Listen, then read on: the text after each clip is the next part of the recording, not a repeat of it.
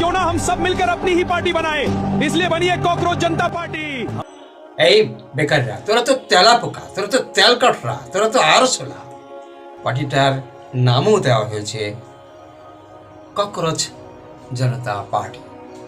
বললেন তিনি 15ই মে, জন্ম হয়ে গেল 16ই মে। কে জন্ম দিলেন? এদের ইউনিটির মধ্য দিয়ে একটা বিপ্লব শুরু হয়ে গেল। নমস্কার, আদাব। প্রথমেই যারা বেকার, যারা অসহায়, যেসব মানুষগুলো অসহায়তার কারণে বিভিন্ন কথা যাদেরকে শুনতে হয়েছে হয়, এসব মানুষগুলোর পক্ষে থেকে আমি সৈয়দ ইমাম আজম একটা কথা আপনাদের জানাতে চাইছি যে কখন কার মুখ দিয়ে কি বিপ্লবী কথা বের হয়। যেমন সূর্যকান্ত, যিনি ভারতের প্রধান বিচারপতি সুপ্রিম কোর্টের, তার মুখ দিয়ে ভগবান বলুন, স্রষ্টা বলুন, তিনি বের করে নিলেন একটা মহা পার্টির জন্ম হবে, এই জন্য তিনি অবজ্ঞা করে বেকারদের বলে দিলেন ককরোচ।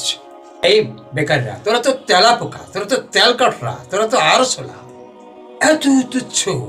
ফলে মহা পার্টির একটি জন্ম হবে তার মুখের মধ্য দিয়ে একটা কথায়, যে পার্টিটা হবে সবচেয়ে উন্নত, সবচেয়ে আধুনিক, সবচেয়ে ফেভারিট পার্টি।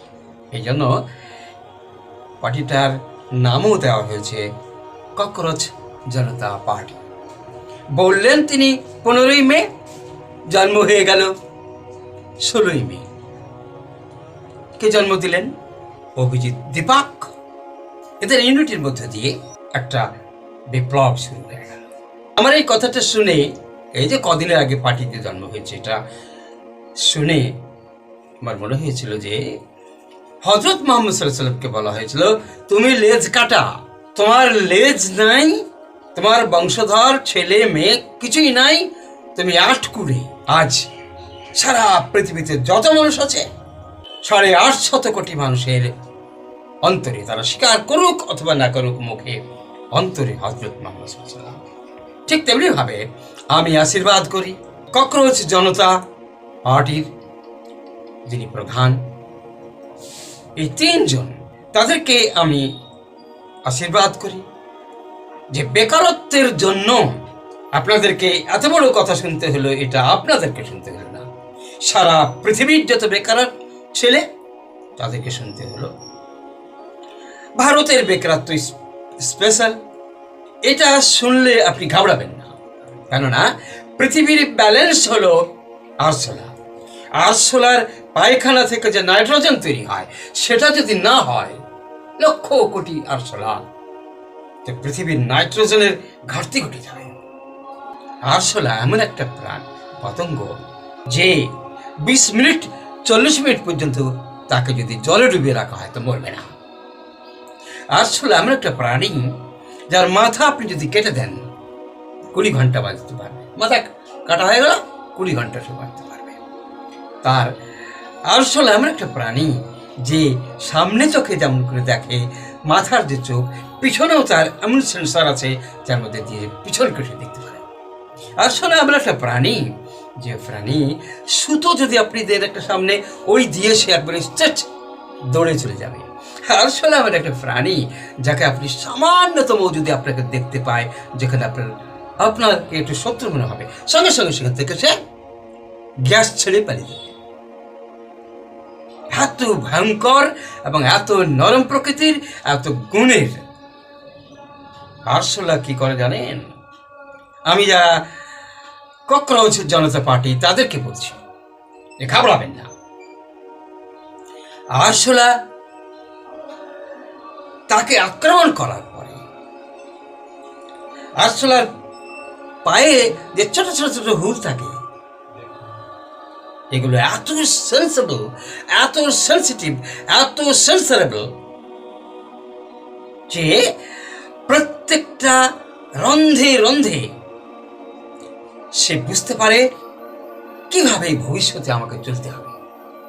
এই যে আরশোলার পায়ে ছোট ছোট ছোট ছোট একটু হুল থাকে, দেখুন খাড়া খাড়া হয়ে, এটা এক একটা অ্যান্টিনা, হাজারো হাজারো অ্যান্টিনা দিয়ে তৈরি আরশোলা। আরশোলা কিন্তু আপনাকে বিষাক্তভাবে কামড়াবে না, কিন্তু আরশোলা বুঝিয়ে দেবে যে আমি তুচ্ছ প্রাণী নই। কেন?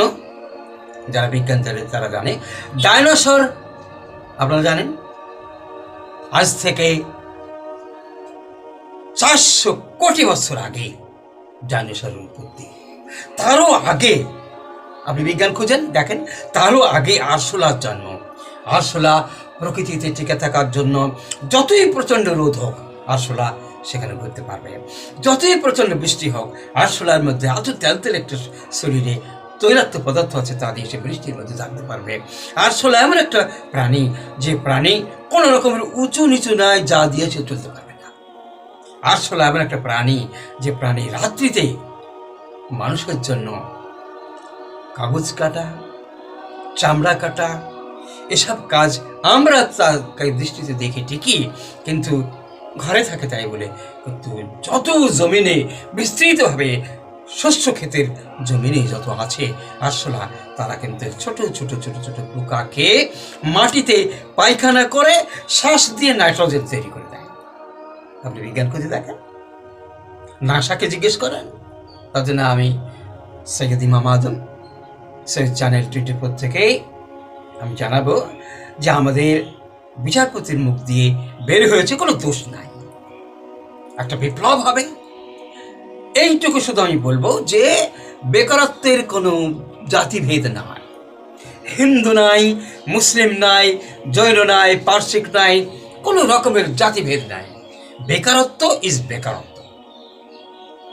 বেকারত্বের যে যন্ত্রণা, ক্ষুধার যে যন্ত্রণা, সে যন্ত্রণার কোনো হিন্দু মুসলিম হয় না, ধর্ম হয় না। আমারও ছেলে বেকার আছে, আমারও লক্ষ লক্ষ বেকারের সাথে আমার কানেক্ট আছে। আমারও গ্রামে যত বেকার আছে, আপনার গ্রামে, সারা বিশ্বের গ্রামে শহরে যত বেকার আছে, সকলের ঐক্য, ইউনিটি, ফ্যাটার্নিটি তৈরি করার জন্যই হয়তো সূর্যকান্তের মুখ থেকে এই কথাটা বেরিয়েছে। যিনি সাধারণ লোক নন, তিনি সুপ্রিম কোর্টের বিচারপতি, প্রধান বিচারপতি। হয়তোবা স্রষ্টা, হয়তোবা ঈশ্বর, হয়তোবা আল্লাহ তার মধ্যে দিয়ে এমন একটা কথা বের করলেন যার মধ্যে দিয়ে মহাবিপ্লব, মহা বেকারত্বের মহা উত্থান, মহা সমাধান তৈরি হয়ে গেল। আমি অভিজিৎ দীপককে, আমি আরপিত শর্মাকে, মেঘনাথকে বলবো, যতদিন পর্যন্ত আপনার এই মিশন বেকারত্বের সম্পূর্ণ শান্তি না আসে, ততদিন আপনার পার্টি যেন বেঁচে থাকে। আমি সেই দিন হব শান্ত, যাবে উৎপীড়িতের ক্রন্দন রোল, আকাশে বাতাসে ধরিবে না, অত্যাচারীর খড়গ কৃপান ভীম রণভূমে নড়িবে না। নজরুল ইসলাম বলছেন। এই অনুভূতি, এই কবিতার উপরে দাঁড়িয়ে আপনাকে থাকতে হবে। আল্লাহ বলছেন, তোমরা আমার কোন অনুগ্রহ অস্বীকার করবে?